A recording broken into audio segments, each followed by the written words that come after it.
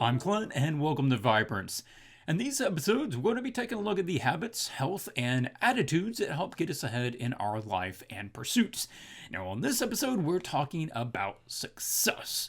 Not how to achieve it, but taking a moment to realize when we have already achieved some. And that can be an important thing when you're dealing with big goals or long projects. It's easy to become disheartened. These are emotional marathons, and you have to be ready for the long haul, not just the short term. The big deal here is that your emotional feeling of accomplishment, the high that you get from achieving something worth achieving, is being pulled out from the moment you are now to a long way in the future when you're going to achieve that thing. And that gets very difficult. That's where the grind really comes in. Also, a part of this is that negative emotions resonate stronger than positive ones. And studies have shown this. And it makes sense from a survival standpoint, where your brain really wants to make sure you remember something if it almost kills you or is very dangerous to you. Don't try to pet that animal. It wants to bite you. Don't eat that plant. It is poisonous. And it makes sure that any negative emotion really connects to the memory of whatever that was.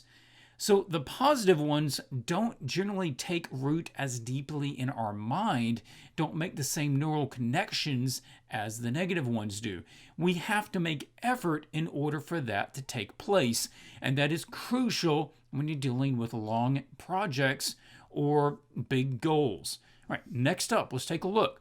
You achieve more than you take time to realize. Most people actually achieve more goals than they realize. They're getting more things done than they realize.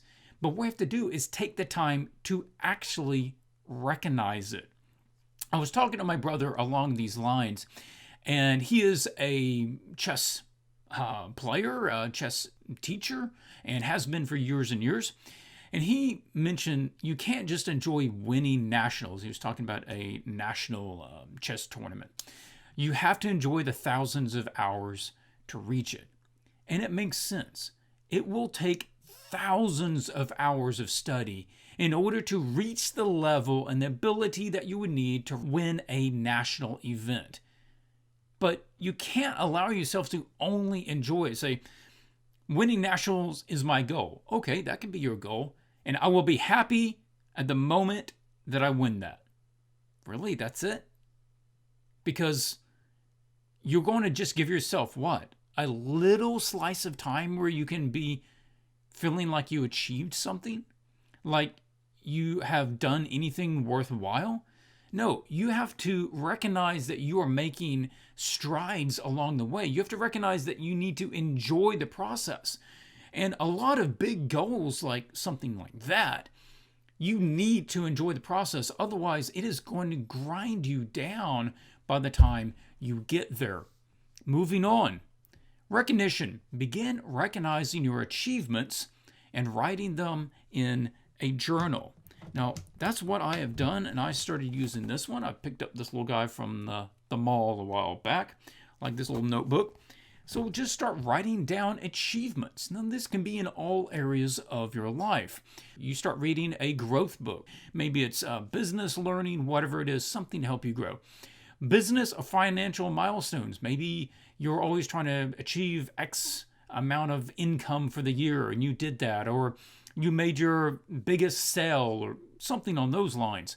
Also, any education and skills are worth writing down. You've always wanted to learn how to play the guitar, and you started taking lessons. Put down that you started taking lessons, not that you've mastered it, that you made the step in order to make that happen. Also, fitness goals are important. You want to be able to do 10 push-ups, 20 push-ups, 50 push-ups, whatever it is. You write down that you have achieved that significant little milestone. And these don't have to be big ones. They can be anything that is meaningful to you and where you are in your life. Not necessarily what somebody else would think is a milestone. Also, social or relationship. If you have wanted to achieve something in your social life, maybe you're not an outgoing person, but you signed up for a public speaking class, you better write that down because that is significant for your growth. Also, overcoming any kind of fear definitely should be wrote down in your book, written down. Past achievements can give confidence for current challenges. It is easy to feel overwhelmed when you're facing a big challenge. And one of the ways to help combat that is by recognizing all of the things that you have already succeeded in. You are here in your life right now, and everything that has come against you has failed. You are still here. People have tried to bring you down. Health has tried to bring you down. Finances have tried to bring you down, but you are still here. You are still making effort to move your life ahead in a positive direction, become a better person. Hats off to you. Congratulations. You're doing good. And if that couldn't beat you, whatever you're facing right now, it's not going to either.